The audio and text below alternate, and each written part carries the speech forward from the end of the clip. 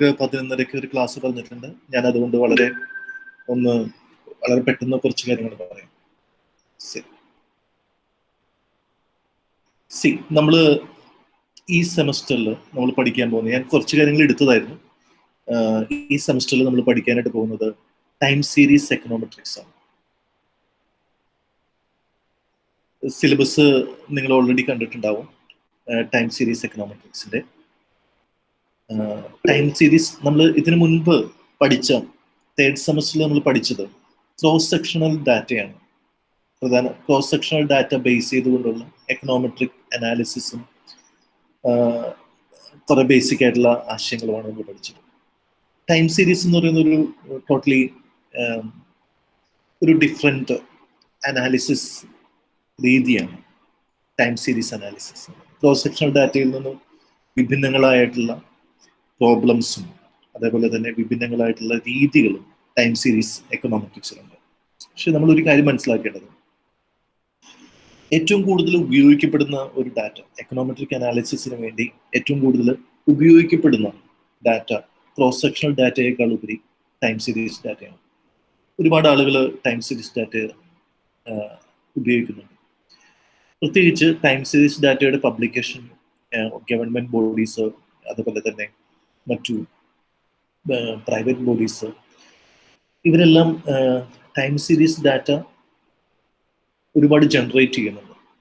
ഇപ്പം നമുക്ക് GDP, aggregate consumption expenditure, aggregate investment expenditure, saving data, investment data,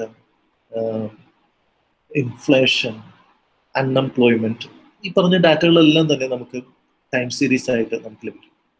so some basic concepts while dealing with time series economics that we are studying in this module. നമുക്ക് 5 മൊഡ്യൂളുകളാണുള്ളത്.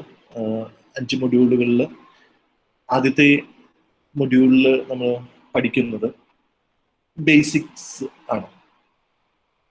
Time series ഡാറ്റയെ നമ്മൾ deal ചെയ്യുമ്പോൾ എന്താണ് time series data എന്നുള്ളത് ആദ്യം തന്നെ ഒന്ന് clear ചെയ്യാം. ആരെങ്കിലും ഓർക്കുന്നുണ്ടോ എന്താണ് ടൈം സീരീസ് ഡാറ്റ എന്നത്?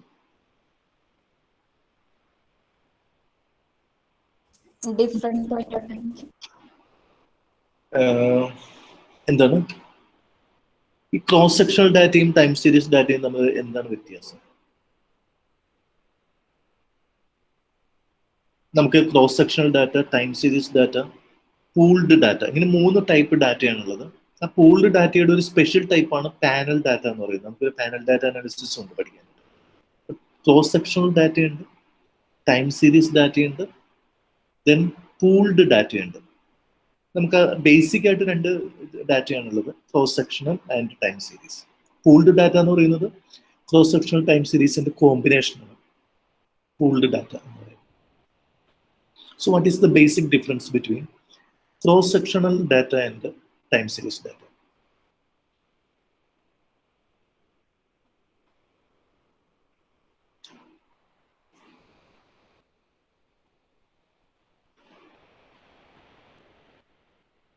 നമ്മൾ തുടക്കം ഈ ഡാറ്റയുടെ ടൈപ്പ് നമ്മൾ പഠിച്ചിട്ടുണ്ട്. സർ, ടൈം സീരീസ് എന്ന് പറയുമ്പോഴത്തേക്കും different point of time select ചെയ്യുന്നത്. ഡിഫറെന്റ് പോയിന്റ് ഓഫ് ടൈമിലാണ്, അതായത് over A period of time ആണ് ഡാറ്റ കളക്ട് ചെയ്യുന്നത്. ഫോർ എക്സാമ്പിൾ, നമ്മളിപ്പോൾ GDP ഡാറ്റ ആണെങ്കിൽ നമുക്കത് ക്വാർട്ടർലി ആയിട്ട് കളക്ട് ചെയ്യാം, ഹാഫ് ഇയർലി ആയിട്ട് കളക്ട് ചെയ്യാം, ഇയർലി ആയിട്ട് കളക്ട് ചെയ്യാം. സോ നമ്മളിപ്പോൾ ഒരു എക്സാമ്പിൾ പറയുകയാണെങ്കിൽ, ടൈം സീരീസ് ഡാറ്റ ആണെങ്കിൽ നമ്മളൊരു എക്സാമ്പിൾ പറയുമ്പോൾ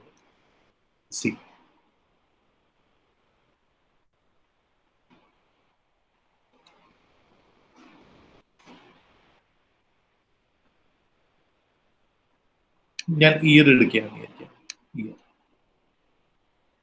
ഈ വ്യത്യാസം നിങ്ങൾ കൃത്യമായിട്ട് മനസ്സിലാക്കണം. കാരണം ഇതാണ് നമുക്കൊരു നമ്മുടെ ഒരു ബേസിക് ആയിട്ടുള്ള ആശയം എന്ന് പറയുന്നത്. അപ്പൊ ഇയർ ഉണ്ട്, GDP ആണ് വിചാരിക്കുക.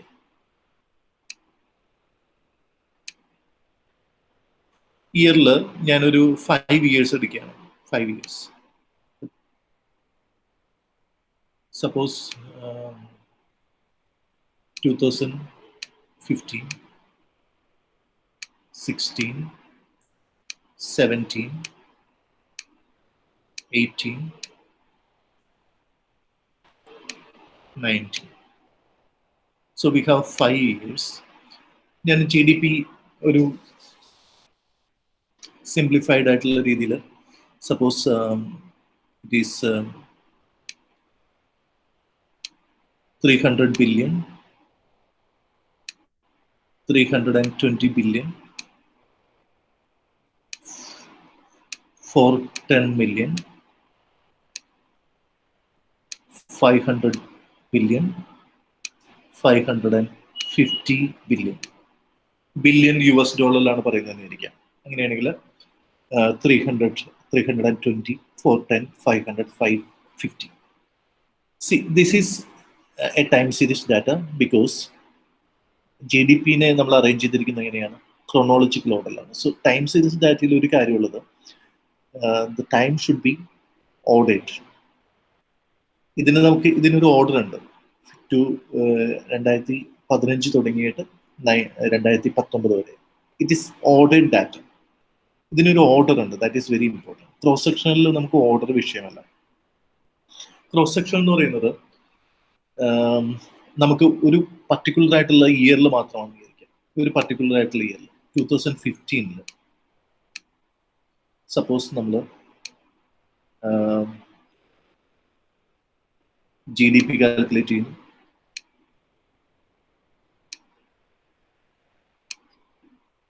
Then we calculate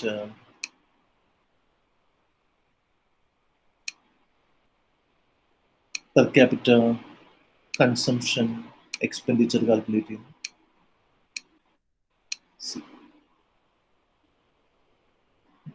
Suppose we calculate saving.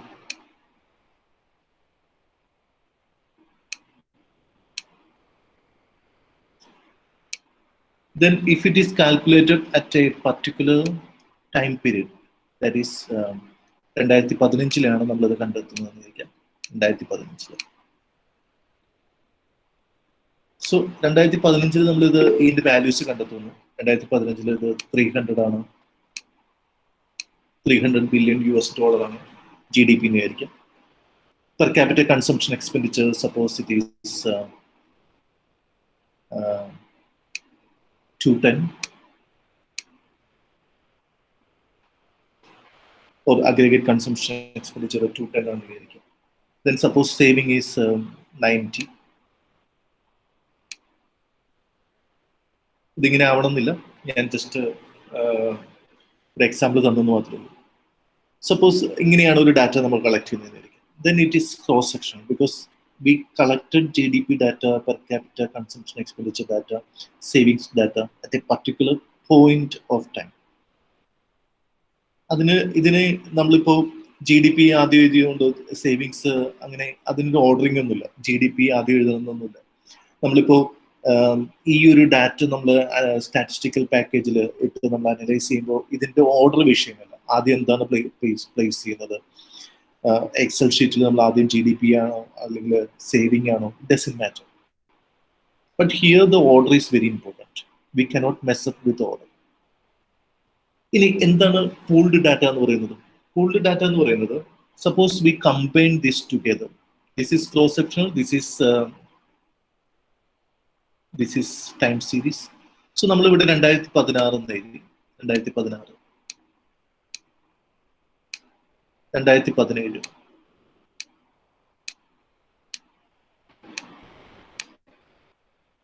2018.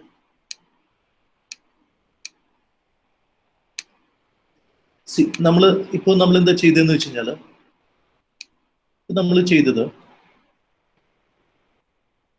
ഈ ടൈം സീരീസ്, ഇത് ഇവിടെ ടൈം സീരീസും ഉണ്ട്, ക്രോസ് സെക്ഷനും ഉണ്ട്. അതായത് ഇവിടെ നമ്മൾ 320 ആവുന്നു, 410 ആവുന്നു. So we combine together time series data and this time series data and cross sectional data. ഇവിടെ എല്ലാം നമുക്ക് ഡാറ്റകൾ ഉണ്ടാവണം. So I'm not writing the figures.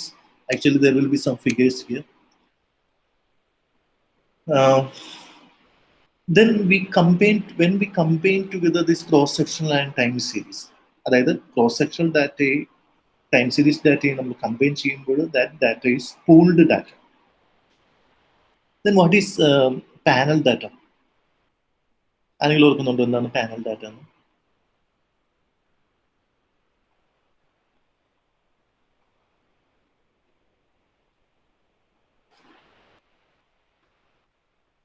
ആരെങ്കിലും ഓർക്കുന്നുണ്ടോ പാനൽ ഡാറ്റ എന്താണ് പാനൽ ഡാറ്റ എന്ന്?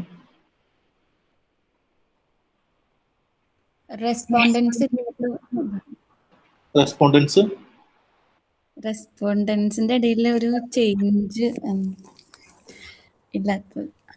ചേഞ്ച് ഉണ്ടാവില്ല. You are right. അതായത് നമ്മൾ ഓവർ ദി ഇയേഴ്സ് നമ്മൾ സെയിം റെസ്പോണ്ടന്റിന്റെ അടുത്ത് നിന്ന് തന്നെയാണ് നമ്മൾ ഈ ഡാറ്റ എല്ലാം കളക്ട് ചെയ്യുന്നതെങ്കിൽ then that is panel data. അതായത് നമ്മൾ ഓവർ ദി ഇയേഴ്സ് നമ്മൾ കളക്ട് ചെയ്യുന്ന ആ ഡാറ്റ ഒരു സെയിം റെസ്പോണ്ടന്റ് അടുത്ത് നിന്ന് തന്നെയാണെങ്കിൽ then it has a nature of panel data. അപ്പോൾ നമുക്ക് ഡാറ്റയുടെ നേച്ചർ ക്ലിയർ ആണ്. ഓക്കെ, നമ്മൾ ഈ ഒരു ആദ്യത്തെ സെക്ഷൻസിലെല്ലാം നമ്മൾ പഠിക്കുന്നത് ടൈം സീരീസ് ഡാറ്റയുടെ അനാലിസിസിലേക്കാണ്. അവസാനത്തെ മൊഡ്യൂൾ എത്തുമ്പോഴാണ് നമ്മൾ എന്തിലേക്ക് പോകുന്നത്? പാനൽ ഡാറ്റയിലേക്ക് പോകുന്നത്. Okay, so time series data നമ്മൾ ഡീൽ ചെയ്യാനായിട്ട് കുറച്ച് കീ ആയിട്ടുള്ള കൺസെപ്റ്റുകളെ കുറിച്ച് നമ്മൾ മനസ്സിലാക്കേണ്ടതായിട്ടുണ്ട്. ഒന്നാമത്തെ ഏറ്റവും ബേസിക് ആയിട്ടുള്ള കൺസെപ്റ്റ് എന്ന് പറയുന്നത് സ്റ്റേഷനാരിറ്റി എന്ന് പറയുന്നതാണ്. സ്റ്റേഷനാരിറ്റി. If we take a time series data for analysis, then we should ensure that time series data is stationary. ആ ടൈം സീരീസ് ഡാറ്റ സ്റ്റേഷനറി അല്ല എങ്കിൽ then നമ്മൾ ചെയ്യാൻ പോകുന്ന റിഗ്രഷൻ അനാലിസിസ്, നമ്മൾ ടൈം സീരീസ് ഡാറ്റ ഉപയോഗിച്ച് നമ്മൾ റിഗ്രഷൻ ചെയ്യുകയാണെങ്കിൽ then regression will be spurious regression or nonsense regression. എന്താണ് spurious regression?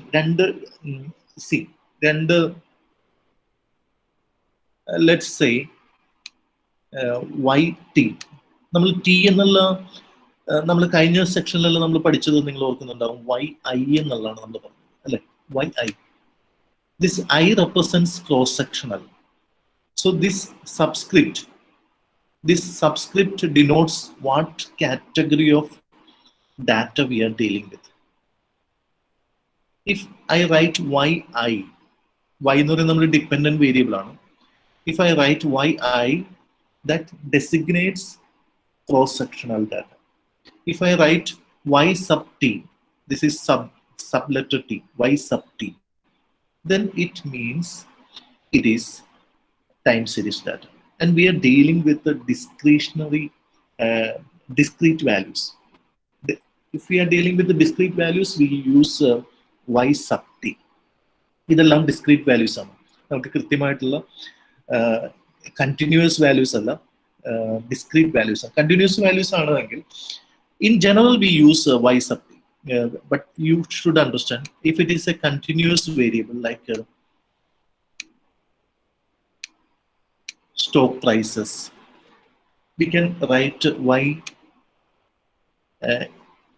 t in parentheses or t in brackets. Continuous angle. But in general we always, but there is a difference in using these two type of things. But basically, just don't get confused. We generally use y sub t. So this is a dependent time series. So y sub t is a dependent time series. Okay. xt is an independent time series. Suppose both are not stationary. We will come into what is mean by stationary and non-stationary. But let's suppose first they are both non-stationary. എന്താണ് non സ്റ്റേഷനാരിറ്റി? സ്റ്റേഷനാരിറ്റി ഞാൻ എടുത്തിട്ടുണ്ട്, എന്നാലും നമുക്ക് വീണ്ടും കൂടി പറയാം. If both are non-stationary, then if we regress y on x, it will be a spurious regression. For example,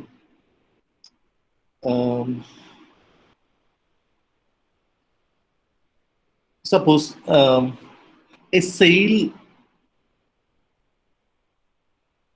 of flowers from A shop. ഞാനൊരു example പറയാം. ഒരു ഷോപ്പിൽ നിന്ന് നമ്മൾ ഫ്ലവേഴ്സ് വാങ്ങിക്കാനായിട്ട് പോവുകയാണ്. ആ ഷോപ്പിന്റെ ഡോറിൽ ഒരു ബെല്ലുണ്ടെന്ന് വിചാരിക്കാം. So every time we open the door, the bell rings. Okay, so bell ring ചെയ്യുക എന്ന് പറയുന്നത് ഒരു ലെറ്റ്സ് സേ അതിൻ്റെ ഒരു കൗണ്ട്, ബെൽ ഒരു ദിവസം എത്ര തവണ ബെല്ല് റിങ് ചെയ്യുന്നു. Suppose 100 times bell ringing. Number of sale of flowers. Number of sales of flowers. So let's say number of sales of flowers എന്ന് പറയുന്നത് എത്ര ഫ്ലവേഴ്സിന്റെ അത് വൈറ്റ് ചെയ്യാന്നിരിക്കും. എന്താണ് സെയിൽ ഓഫ് ഫ്ലവേഴ്സ്?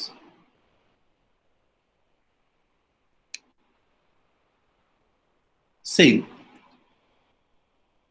ഇത് വൈറ്റ് ഡിപെൻഡന്റ് വേരിയബിൾ ആണ്. Suppose we take the number of bell, നമ്മൾ എത്ര തവണയാണ് ബെല്ലടിച്ചത്.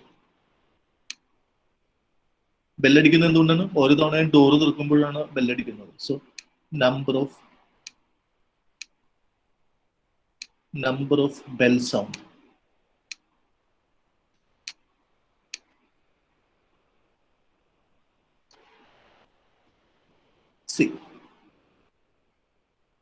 ഇത് രണ്ടും നമ്മൾ റിഗ്രസ് ചെയ്യുകയാണെങ്കിൽ we may get a valid result, statistically significant ആയിട്ടുള്ള റിസൾട്ട് കിട്ടാൻ സാധ്യത. കാരണം നമ്മൾ ഈ വാങ്ങാൻ പോകുന്ന ഒരു വ്യക്തിയും ഡോറ് തുറന്നിട്ടാണ് വാങ്ങാനായിട്ട് പോകുന്നത്. അപ്പൊ ബെല്ലടിക്കും. അവിടെ അയാൾ ചിലപ്പോൾ കച്ചവടം അയാൾ വാങ്ങിക്കാതിരിക്കാം. But these two are, if we statistically analyze, these two are most probably will be statistically significant. But in theory, we cannot prove that these two things are related. ബെല്ലടിക്കുന്നതും സെയിലും തമ്മിൽ യാതൊരു ബന്ധവുമില്ല ആക്ച്വലി. അങ്ങനെയാണെങ്കിൽ അതിൽ നിന്ന് കിട്ടുന്ന ആ റിഗ്രഷൻ റിസൾട്ട് എന്ന് പറയുന്നത് സ്പ്യൂരിയസ് ആണ്, അല്ലെങ്കിൽ നോൺസെൻസ് റിഗ്രഷൻ. ഞാൻ നോൺസെൻസ് റിഗ്രഷൻ്റെ ഒരു ഉദാഹരണം പറഞ്ഞു. അതേപോലെ തന്നെ ഈ വൈ ടിയും എക്സ് ടിയും അങ്ങനെയാണെങ്കിൽ അത് നോൺസെൻസ് റിഗ്രഷൻ ആണ്. കാരണം theoretically there is no significance, but we can empirically or statistically we can prove significance. ബെല്ലിന്റെ സൗണ്ട് കൂടുന്നതനുസരിച്ച് സെയിൽ കൂടുന്നു, ബെല്ലിന്റെ സൗണ്ട് കുറയുന്നതനുസരിച്ച് സെയിൽ കുറയുന്നു. We can correlate it. We can regress sales of flowers on number of bell sounds and find statistical significance. അങ്ങനെ പക്ഷെ നമുക്ക് theoretically എന്താണ്, നമ്മുടെ സെയിലിനെ ഒരു രീതിയിലും ബെല്ലിന്റെ സൗണ്ട് സ്വാധീനിക്കുന്നുണ്ടാവും. കാരണം ബെല്ല് തിയറിറ്റിക്കലി സെയിലിനെ സ്വാധീനിക്കുന്നത് ഇൻകവും മറ്റു പല ഫാക്ടേഴ്സാണ് സെയിൽസിനെ സ്വാധീനിക്കുന്നത്. ഡിമാൻഡ്, സെയിൽ ഓഫ് ഫ്ലവേഴ്സ് എന്ന് പറയുന്നത് ആളുകൾ അഡ്വർടൈസ്മെന്റ് ആവാം, മറ്റു പല ഫാക്ടേഴ്സ് ആവാം, ആളുകളുടെ ഇൻകം ആവാം, മേ ബി ദ സെലിബ്രേഷൻസ് ആവാം, വെഡിങ്സ് ആവാം. അങ്ങനെ പല ഫാക്ടേഴ്സ്, ആ ഒരു ഏരിയയുടെ ലൊക്കേഷൻ ആവാം. അങ്ങനെ പല കാര്യങ്ങൾ സെയിൽസിനെ സ്വാധീനിക്കുന്നുണ്ടാവാം, but not the bell sound. So നമ്മൾ അതിനെ റിഗ്രസ് ചെയ്ത് കഴിഞ്ഞാൽ most probably this regression will be statistically significant. അങ്ങനെയാണെങ്കിൽ അത് സ്പ്യൂരിയസ് റിഗ്രഷൻ. അപ്പൊ ഞാൻ എന്താണ് സ്പ്യൂരിയസ് റിഗ്രഷൻ എന്ന് പറയാൻ വേണ്ടിയാണ് ഈ എക്സാമ്പിൾ പറഞ്ഞത്, അല്ലെങ്കിൽ നോൺസെൻസ് റിഗ്രഷൻ എന്ന് പറയാൻ വേണ്ടിയാണ് ഞാൻ എക്സാമ്പിൾ പറഞ്ഞത്. അതായത് നമുക്ക് യാതൊരു രീതിയിലും റിലേറ്റഡ് അല്ലാത്ത രണ്ട് ടൈം സീരീസുകളെ നമ്മൾ റിഗ്രസ് ചെയ്ത് കഴിയുമ്പോൾ അതൊരു സ്റ്റാറ്റിസ്റ്റിക്കലി സിഗ്നിഫിക്കൻ്റ് ആയിട്ടുള്ള റിസൾട്ട് തരികയാണെങ്കിൽ ദാറ്റ് ഈസ് സ്പ്യൂരിയസ് റിഗ്രഷൻ. രണ്ട് രീതിയിലും കണക്റ്റഡ് അല്ലാത്ത ടൈംസ്, ചിലപ്പോൾ അത് കണക്റ്റഡ് ആവാം, പക്ഷെ രണ്ടും നോൺ സ്റ്റേഷനറി ആണെങ്കിൽ പോലും, അതായത് നോൺ സ്റ്റേഷനറി എന്ന് പറയുന്നത് രണ്ടിൻ്റെയും will come to that stationary non stationary sections, but just understand what is spurious regression right. അതായത് വൈനെ ഒരു കാരണവശാലും എക്സ് സ്വാധീനിക്കുന്നില്ല, രണ്ടും ടോട്ടലി അൺറിലേറ്റഡ് ആണ്. പക്ഷേ നമ്മൾ രണ്ടും നമ്മൾ റിഗ്രസ് ചെയ്ത് കഴിയുമ്പോൾ it gives A statistically significant result. Then that is nonsense regression or spurious regression. So one thing we have to make sure that our time series is stationary. If we are dealing with YT and XT are both non-stationary, or any variable is non-stationary, the result will be spurious regression. So we have to take care of that spurious or nonsense regression. Okay. Now, random walk phenomenon that we will talk about. ഞാൻ stop ചെയ്യാണ്. ഇപ്പം ഇന്ന് ഞാൻ പറഞ്ഞത് കുറച്ച് basics ആയിട്ടുള്ള കാര്യങ്ങൾ മാത്രമാണ് പറഞ്ഞത്. ബേസിക്സ് എന്താണെന്ന് വെച്ച് കഴിഞ്ഞാൽ എന്താണ് ടൈം സീരീസ്, എന്താണ് ക്രോസ് സെക്ഷൻ ഡാറ്റ, എന്താണ് station, what is one term that is if we are dealing with the time series data, we have to make sure that time series is stationary. Okay, thank you. നിങ്ങൾക്ക് അടുത്ത class ഉണ്ടെന്ന് അറിയാം. So thank you. Thank you, sir. നാളെ തുടങ്ങി നമുക്ക് full scale